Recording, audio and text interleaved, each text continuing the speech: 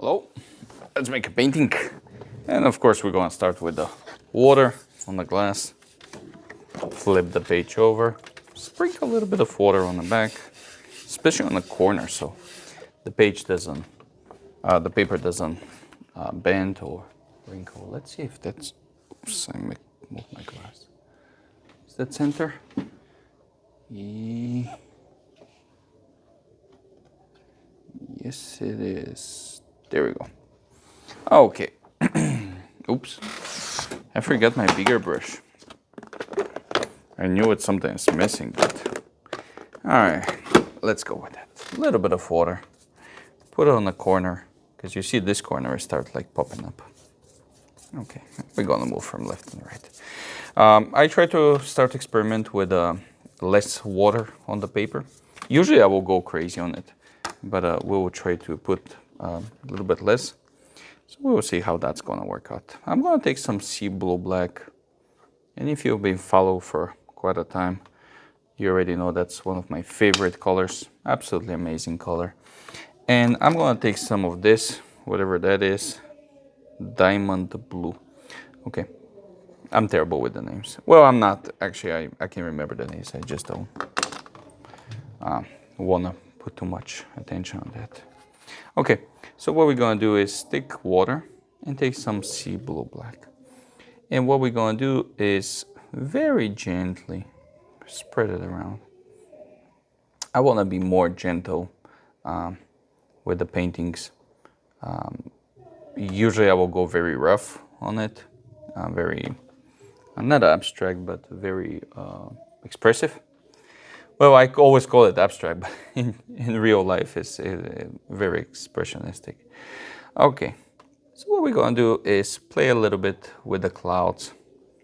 Try to make some interesting things in the sky. There we go.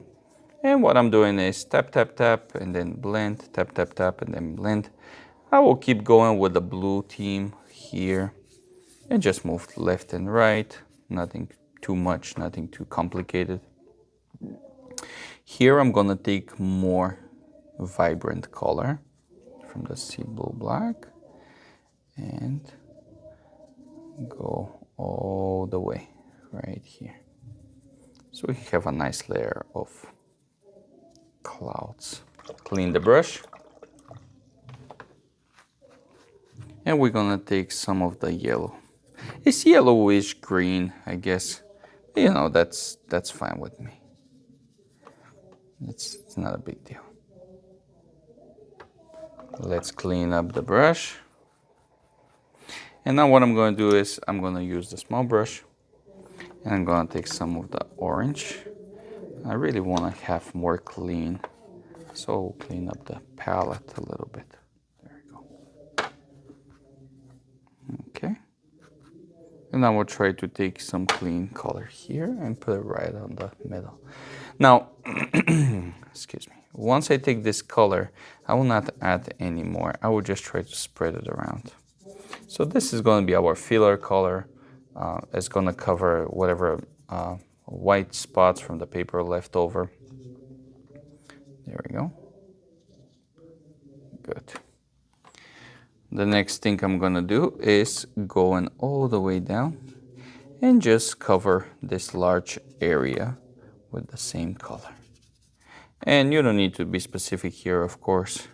Well, I'm not specific anywhere, so we keep going. But try to be loose. I will try to get some of the Sea Blue Black and some of the black. And what I'm going to do is almost dry brush, and I will go from left to right. So I can have this nice movement. A little bit more. Here we go. Okay. Now, I will not go all the way down. And the reason for that is because I want to have my multiple brush and start moving down. There we go. Up to down, from up down. So we can have a nice reflection from the clouds. A little bit on the left and right, that's fine. I will let that dry for a little bit. and I'm gonna go step up a little bit in the sky. And the sky I wanna focus more where is the yellow meet the clouds, and make it more smooth, make it like kind of disappear. And the reason for that is because after a little bit, I will go back here and remove some of the paint. But we need a smooth surface because this surface is gonna become the background, and we're gonna put some clouds on the front of it. Well, not put, but remove some clouds, if that makes sense. Okay, now we're gonna take the palette knife. And with the palette knife, we're just gonna push a little bit. Now this paint is almost dry out, which one I mean is perfect right now to start pushing it around. Because it's almost dry, when I push with the palette knife, I can form very nice texture, but also it can be very firm. It's not gonna bleed, it's not gonna blend anywhere. So I can afford to do all kind of stuff right now like this. Look at that, so I can push the paint around. I still have the texture on the back that we earlier put, like with the multiple brush, but also we can have like new ones. Now we're gonna take our flat brush and remove some of the paint right in the middle. There we go. And of course we're gonna match that kind of bright light path, I guess. We're gonna match that with the sky by simply removing some of the clouds. There we go. And what I'm doing pretty much is not erase, but remove some of the paint by pushing on the side so it can blend, and also using clean brush to do that. Now, what I do here is completely what I don't want to do, because I'm a, we're humans. We like to make things more precise and more symmetrical, and that's what you don't want to do.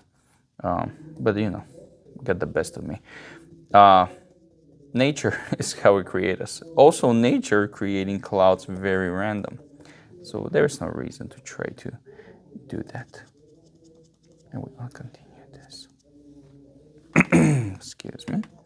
Here we can afford to make bigger clouds. And you see here is when the clouds are kind of disappear into the yellow part, which one I'm very happy with it, because that's what we want. We don't want any harsh transition here. The cloud is, is part of one. All the clouds are part of everything. They work together and all that stuff. Now, when it's come time for this, it depends what you want. Now, if you want to blend it, you're going to keep continue, and you're going to not force the paper. Oh, look at this. This is going to give me a great opportunity here. There we go. So now actually this one, I'm not sure the camera pick it up, but this one can go to this. There you go. So you can have, now this one is too kind of organized, so we're going to break it down. There we go. Same thing here. And this big cloud need to go all the way down. There we go. Now I'm gonna work a little bit here. We need a nice, flat, clean brush with a little bit of water. There we go. And that can go all the way down here. Nice. Now this one's a little bit harsh here. I like to smooth it out. Clean up the brush again. And remove some of the paint. There we go. Now, because this one is so bright, we're gonna try to remove some of this paint. And we don't wanna remove completely, but we wanna first make connection with this cloud. And this cloud is going all the way down here. There we go. And now we want to make it clean like here. There we go. Last thing is going to be our thin brush. Take some blue, sea blue black, and we're going to make and emphasize a little bit more. Since I'm not going to put any any detail here, any subject here, it's gonna be non-subjective, non-objective painting. We're gonna just add a little bit of shadows on the foreground. Now, why I'm using the thin brush when I can use the big one? Well, the thin brush, it doesn't hold too much water. And even if you hold too much water, it will let it go pretty fast. So that's gonna give me more control. So I can start like very watery, and then I can go and actually have texture after it. So you see very watery and then texture. So when I fully take water, again, watery and texture. It's more tedious. Of course, you can do that with a bigger brush. I like it because it might gonna take me longer to make something, but then I don't have to worry about how much water I take because I'm dipping in the whole brush. So it's less stress. It's less stress how much, and you don't have to pay that much attention on how much you put and how much you do and how much you push and blah, blah, blah, blah. You know, we try to make everything easier instead of like thinking too much. If I want to think too much, I will go and work. So, well, actually that's not completely true because some of the jobs are completely mindless. Anyway, we're gonna show up here. Now, when I'm doing this, actually, I'm still looking around. And what I found is, you know what? I can actually make some lights coming down, which one's gonna be great. There you go. And that's another thing. This is like life itself. Never be afraid to change something. And we can put some color here. There you go. So we can have some bright colors coming down. No, it's like a beam of lights going all the way down and shine it up. There we go.